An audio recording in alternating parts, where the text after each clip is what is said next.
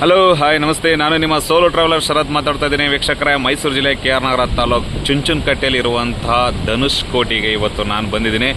ಇಲ್ಲಿ ನೀವು ನೋಡ್ಬೋದು, ಇಲ್ಲಿ ಒಂದು ತುಂಬ ಹಿಸ್ಟ್ರಿನೇ ಇದೆ.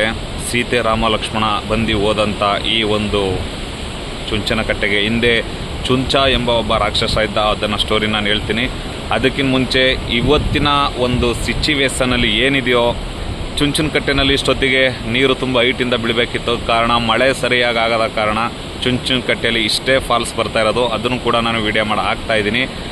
ಸೊ ವೀಕೆಂಡಲ್ಲಿ ತುಂಬ ರಶ್ ಇರುತ್ತೆ, ಇಂಥ ಟೈಮಲ್ಲಿ ತುಂಬ ಫ್ರೀ ಇರುತ್ತೆ. ನೀವೇ ನೋಡ್ತಾ ಇದ್ದೀರಾ. ಬನ್ನಿ ಮುಂದೆ ತೋರಿಸ್ತಾ ಹೋಗ್ತೀನಿ. ಇಲ್ಲಿ ಏನೇನೆಲ್ಲ ಇಂಪ್ರೂವ್ಮೆಂಟ್ ಆಗಿದೆ ಅನ್ನೋದು ಕೂಡ ನಿಮಗೆ ಗೊತ್ತಾಗುತ್ತೆ.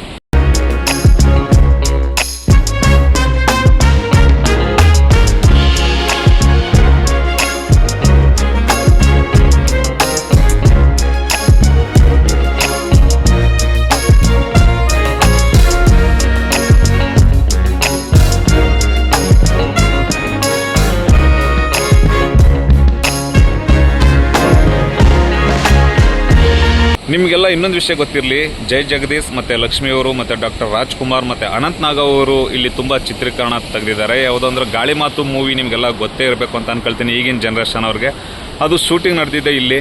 ಬಯಸದೆ ಬಳಿ ಬಂದೆ ಸಾಂಗ್ ಕೂಡ ಇಲ್ಲೇ ಶೂಟಿಂಗ್ ಆಗಿರೋದು. ಸಾಕಾಗಿದೆ. ಒಮ್ಮೆ ನೀವು ಚುಂಚನಕಟ್ಟೆನ ಹಿಂದೆ ಹಿಸ್ಟ್ರಿ ನೋಡ್ಬೇಕಂದ್ರೆ ಆ ಒಂದು ವಿಡಿಯೋ ಹೋಗಿ ನೋಡಿ.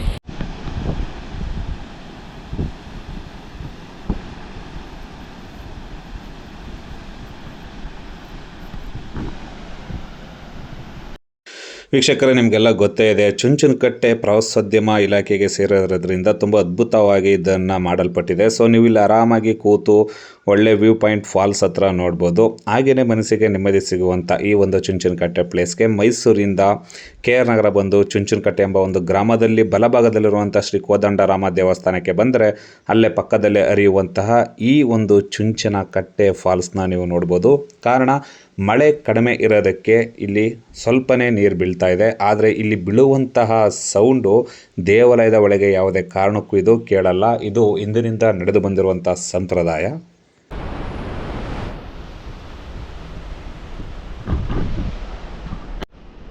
ಈಗ ನೀವೇನು ನೋಡ್ತಾ ಇದ್ದೀರಾ, ಈ ಒಂದು ಪ್ಲೇಸ್ನಲ್ಲಿ ನಾನು ಮುಂದೆ ಹೋಗ್ತಾ ಇದ್ದೀನಲ್ಲ, ಸೊ ನಿಮಗಲ್ಲಿ ಒಂದು ವಾಚ್ ಟವರ್ ಕಾಣಿಸ್ತಾ ಇರ್ಬೋದು. ಅದು ಅಲ್ಲಿ ನಿಂತು ವ್ಯೂ ಪಾಯಿಂಟ್ ವೀಕ್ಷಿಸೋದಕ್ಕೋಸ್ಕರ ಅದನ್ನು ಮಾಡಿದ್ದಾರೆ.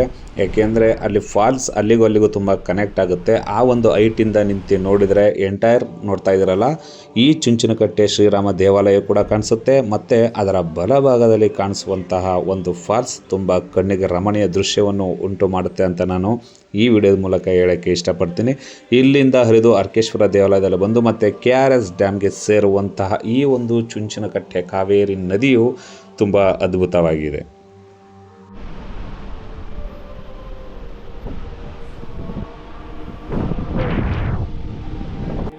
ಇವಾಗ ನಾನು ನಿಮಗೆ ತೋರ್ಸೋಕೆ ಹೋಗ್ತಾ ಇರೋದು ವಾಚ್ ಟವರ್ನ ಮೇಲೆ ಹತ್ತು ಅಲ್ಲಿ ಇರತಕ್ಕಂಥ ಒಂದು ಅದ್ಭುತವಾದಂಥ ಪ್ಲೇಸನ್ನು ನಾನು ನಿಮಗೆ ತೋರ್ಸೋಕ್ಕೆ ಹೋಗ್ತಾ ಇದ್ದೀನಿ. ಸೊ ನಾವು ಇದರ ಮೇಲೆ ಬಂದು ನಿಂತು ನೋಡಿದರೆ ಸ್ಟಾರ್ಟಿಂಗು ನಮಗೆ ಕಾಣುವುದೇ ಶ್ರೀ ಕೋದಂಡರಾಮ ದೇವಾಲಯ. ನಂತರ ಅದರ ಬಲಭಾಗದಲ್ಲಿ ನೋಡಿದರೆ ಫಾಲ್ಸ್. ಅದ್ಭುತವಾದಂಥ ರಮಣೀಯ ದೃಶ್ಯ ಇಲ್ಲಿಂದ ನಾವು ಎರಡು ಕಡೆ ವ್ಯೂ ಮಾಡಿ ನೋಡ್ಬೋದು. ಅದಕ್ಕೆ ಅಂತಲೇ ಈ ಒಂದು ವ್ಯೂ ಪಾಯಿಂಟ್ನ ಇಲ್ಲಿ ಇಟ್ಟಿದ್ದಾರೆ.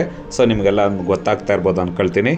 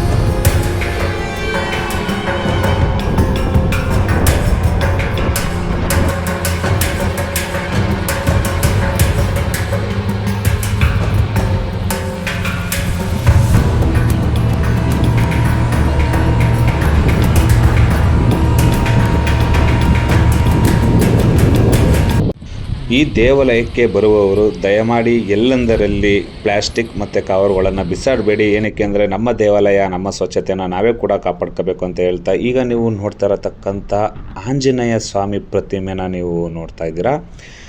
ತುಂಬ ಅದ್ಭುತವಾಗಿ ಏಕಶಿಲೆಯಲ್ಲಿ ಕೆತ್ತಿರುವಂಥ ಈ ಒಂದು ಆಂಜನೇಯ ಸ್ವಾಮಿ ವಿಗ್ರಹವನ್ನು ತುಂಬ ಅದ್ಭುತವಾಗಿ ಕೆತ್ತಿದ್ದಾರೆ.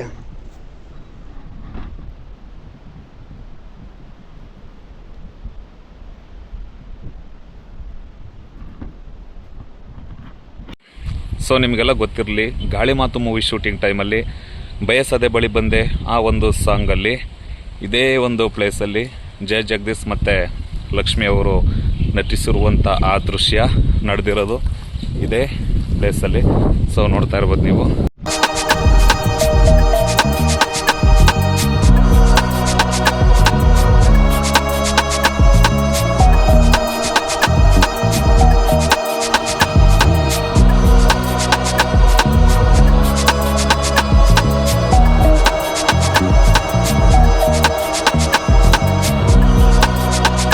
ನಿಮಗೆಲ್ಲ ಗೊತ್ತಿರಲಿ, ಕರ್ನಾಟಕದಲ್ಲಿ ಅತಿ ಹೆಚ್ಚು ದೊಡ್ಡದಾಗಿ ನಡೆಯುವಂತಹ ದನಗಳ ಜಾತ್ರೆ ಯಾವುದಾದ್ರು ಇದ್ದರೆ ಅದು ನಮ್ಮ ಮೈಸೂರು ಜಿಲ್ಲೆ KR ತಾಲೂಕು ಚುಂಚನಕಟ್ಟೆಯಲ್ಲಿರುವಂಥ ಭಾರಿ ದನಗಳ ಜಾತ್ರೆ. ಅತ್ಯದ್ಭುತವಾದಂಥ ಜಾತ್ರೆ ಇದು. ಇಲ್ಲಿ ಕರ್ನಾಟಕದ ಪ್ರತಿಯೊಬ್ಬ ಜನತೆ ಕೂಡ, ಪ್ರತಿಯೊಂದು ಜಿಲ್ಲೆಯಿಂದನೂ ಕೂಡ ನಮ್ಮ ಪ್ರೀತಿಯ ರೈತ ಬಾಂಧವರು ಈ ಒಂದು ಜಾತ್ರೆಗೆ ಆಗಮಿಸಿ ತಮಗೆ ಇಷ್ಟವಾದಂಥ ಎತ್ತುಗಳನ್ನು ಖರೀದಿ ಮಾಡ್ತಾರೆ. ಇದು ತುಂಬ ಅಚ್ಚುಕಟ್ಟಾಗಿ ತುಂಬ ವಿಜೃಂಭಣೆಯಿಂದ ನಡೆಯುವಂಥ ದೇವಸ್ಥಾನ ಮತ್ತು ಇಲ್ಲಿನ ಒಂದು ಸಂಪ್ರದಾಯನೇ ಹಾಗೆ ಇದೆ, ತುಂಬ ಅದ್ಭುತವಾಗಿದೆ.